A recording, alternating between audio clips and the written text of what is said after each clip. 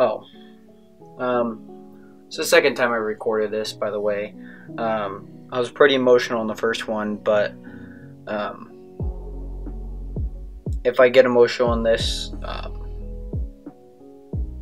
whatever. But I said some pretty good things in the first recording. Unfortunately, that is without any audio. I do have audio now, but as you guys can tell from the title,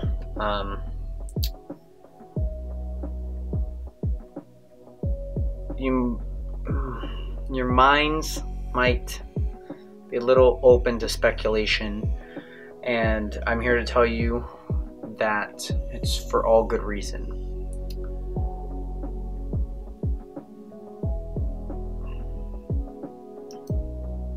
Yesterday at approximately 9:45 p.m.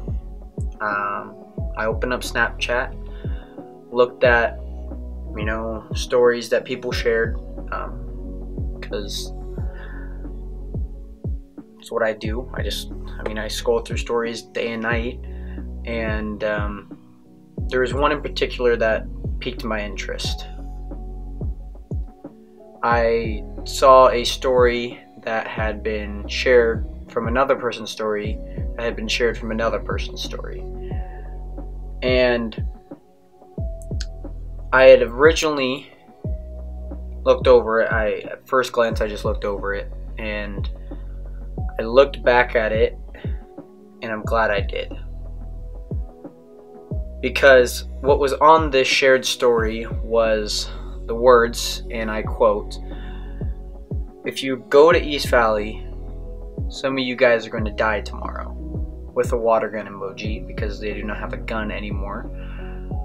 Thank you, Apple. But on a serious note, my mind was just flabbergasted. I screenshotted the story, I went to my Gmail, and I had sent an email to our administration, and by that time there was already more stories posted about this. I go back to my Snapchat, go back to my stories, refresh my story page, and there was 5 more. There was 5 more just talking about this. And it seemed like a pressing issue at first, but 10 minutes later, it was more than a pressing issue. School shootings have been around for as long as I can remember. Columbine was the first one that happened around the time that I was born. It happened in '98. I was born in 2001. And I've been on this planet for 17 years. 17 years in 6 months, roughly. And from what I can remember, the first ever school shooting that I witnessed on the news was Sandy Hook, and that was around my 7th grade year. That was 5 years ago. And around 5 hours ago, at the time of recording this right now, school started at East Valley, and I'll talk about that a little bit later. But there is another story that not only was a school shooting, it was less than 25 miles away. And I mean practically the same city. I live in Spokane Valley, for anyone who doesn't know. I live on the north side of town. And the shooting that happened less than 25 miles away from me was in Freeman, which is just outside of town, no less than 10-ish miles. And there was 1 casualty. There was 3 injured, from what I remember. And this was last year, 2017, on September 13th. It's been a year and some months since this has happened, and I can't tell you how many times that a school has been threatened since then. As of the past 2 months, there was 2 or 3 at LC. There's been a handful at CV, LC meaning Lewis and Clark High School, and CV meaning Central High School. There's been some at Meade High School, which is on the west side of town, northwest, if I do say, and now our school, the school that I go to. There was one incident last year, maybe a little bit less than a year, could be a little bit more, I don't remember the time frame, but we were in school and we went into overdrive mode, not a lockdown, but this happened before lunch. Somebody had threatened to shoot up the school, and we didn't go into lockdown. We apprehended the kid who had said it, and what had happened from then, it's been history. But today, the past 24 hours,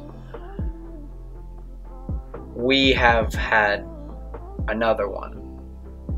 This is only the second one that I can recall, and I know it seems kind of childish of me to say that it's only been the second one, but no matter if it's the first, the 52nd, it's just as serious as the rest.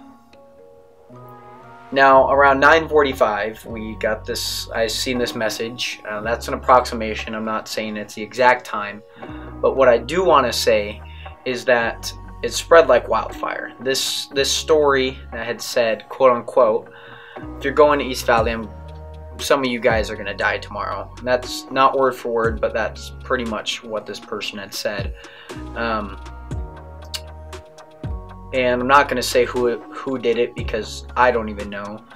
Their Snapchat name doesn't really give us any insight to who they are, other than maybe initials or a nickname. And I stayed up roughly around, it's like probably around 12:30, just contemplating whether or not I should go to school tomorrow. And everybody is messaging me at this time like, hey, did you see the story? I'm like, yes, I contacted our administration, they're working on it. And I've gotten, by this time, I've had over 25 messages about this Snapchat story and what we're going to do. And I'm like, this isn't up to me. This is up to our administration because they know what to do. I'm just a high schooler right now. I'm not your ASP president. I am a high schooler, and we're all fighting for our lives. And I don't mean that to be selfish.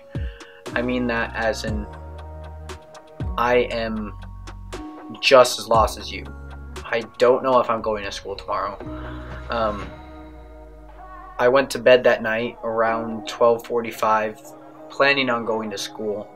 But right before then, I had gotten another Snapchat story that somebody had shared with me that explained that our administration is working on it. This is from our superintendent, by the way, that said admin's on it, and if you guys feel threatened, or not in a mean way, not in like a bad way, but if you guys feel like unsafe, I guess is a better word, to come to school tomorrow, you're excused. It's not going to be like, we completely understand. And I still went to bed that night thinking I'm going to school, but in that letter that our superintendent had posted, he said, we'll let you know by 6 o'clock tomorrow morning whether or not school is going to be in session.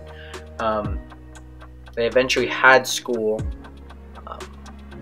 and roughly around 100 people went. And I get this information not because I went to school. I went to school not today. I didn't go to school today. That's what I'm just trying to say.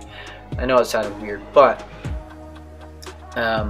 less than 100 students went to school today, and we go to a school with 1,100. 10% of our population showed up. And I kid you not, that I'm not a person to be scared about anything. I'm not really intimidated by anything, but this time I actually was scared. And I plan on going to school tomorrow, and because I felt like I was obligated to, because I wanted to show the students that were there, and I didn't know how many people were going to be there, but I wanted to show them that, hey, if anything happens, I'm here for you. If we go down as a team. And I mean a team is like students and admin and staff. Like, I wanted to go to school today letting people know that it's okay. We've contained this wildfire, I guess is a better way to say it. And if you need somebody, I'm here. And if I got shot, I got shot. But there's something that I want to share with you guys, who's ever watching this right now. I want to share with you guys something that I had typed, I guess not written. I had typed last night because I saw something that I've never seen before. I'm glad to see that we have the same concern for each other when we face the same problem.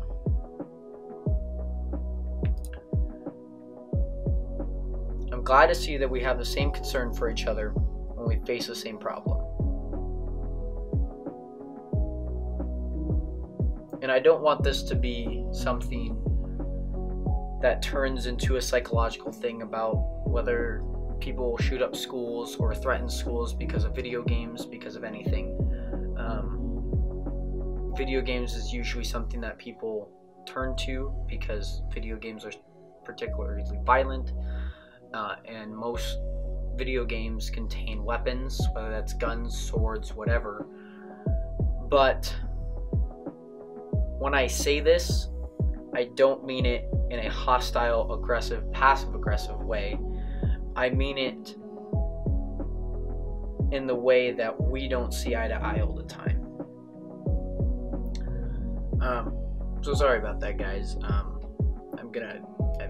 not as emotional as I was because my battery died, and that took some time to get back charged and whatnot. But back to the serious tone of this video. I'm gonna kind of keep this very uncut because I think it adds to the dramatic appeal, the appeal, something like that. You guys obviously know me as someone who is very boisterous and outgoing and super just don't give a shit. But with that, I was talking about how we don't see eye to eye sometimes, and that's really because we don't know each other's stories. A lot of times in the halls of East Valley that, at least I've heard, is just people doing normal stuff that they would do and people calling them out for it. Well, people just usually calling them like, what the are you doing? Like, I don't get that. I don't get why we still do that in our society, and I don't think it's because I think that way is because I know other people's stories. I know how to accept them, and